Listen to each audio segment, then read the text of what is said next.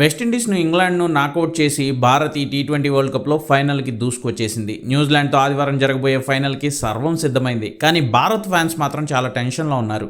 ఈ tension team performance గురించి కాదు, మ్యాచ్ వెన్యూ గురించి. ఎస్, అహ్మదాబాద్లోని నరేంద్ర మోదీ క్రికెట్ స్టేడియం ప్రపంచంలోనే అతిపెద్ద క్రికెట్ స్టేడియం ఇది. 120,000 మంది ఒకేసారి మ్యాచ్ చూడగల వెసులుబాటు ఈ గ్రౌండ్లో ఉంటుంది. కానీ భారత క్రికెట్ జట్టుకు ఈ గ్రౌండ్తో ఓ పీడకల ఉంది. అదేంటంటే మనం 2023 వన్డే వరల్డ్ కప్ ఫైనల్లో ఈ గ్రౌండ్లోనే ఓడిపోయాం. ఫైనల్ వరకు తిరిగే లేకుండా దూసుకొచ్చిన రోహిత్ శర్మ సేనను ఫైనల్లో ఆస్ట్రేలియా మట్టి కరిపించింది ఇక్కడే.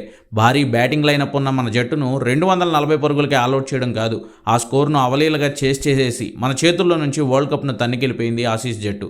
అప్పటి ఆస్ట్రేలియా కెప్టెన్ ప్యాట్ కమిన్స్ అయితే 120,000 మందిని ఒక్కసారిగా సైలెంట్ చేస్తే వచ్చే మజానే వేరని పబ్లిక్గా స్టేట్మెంట్ ఇచ్చి మరీ వరల్డ్ కప్ గెలుచుకుని వెళ్ళాడు. ఇప్పుడు అలాంటి బ్యాడ్ మెమరీ ఉన్న గ్రౌండ్లోనే మళ్ళీ భారత్ వరల్డ్ కప్ ఫైనల్ ఆడబోతోంది. ఈసారి ఫార్మాట్ వేరైనా ప్రత్యర్థి న్యూజిలాండ్ అయినా కూడా టెన్షన్ మాత్రం తగ్గడం లేదు. 2019 వన్డే వరల్డ్ కప్ సెమీస్లో మనం న్యూజిలాండ్ చేతిలోనే కంగు తిన్నామనే టెన్షన్ ఓవైపు, అంత గొప్ప ఎక్స్పీరియన్స్ లేని గ్రౌండ్లో ఫైనల్ కావడం మరోవైపు. మొత్తానికి ఫ్యాన్స్ మాత్రం ఫుల్ టెన్షన్లో ఉన్నారు.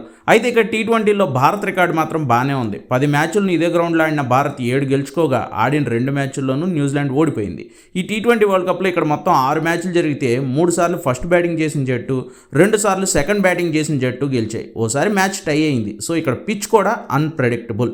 చూడాలి మనోళ్ళు ఏం మ్యాజిక్ చేస్తారో, ఎలా వరల్డ్ కప్ని వరుసగా 2వ సారి ముద్దాడతారో. ఆచి చికెన్ మసాలా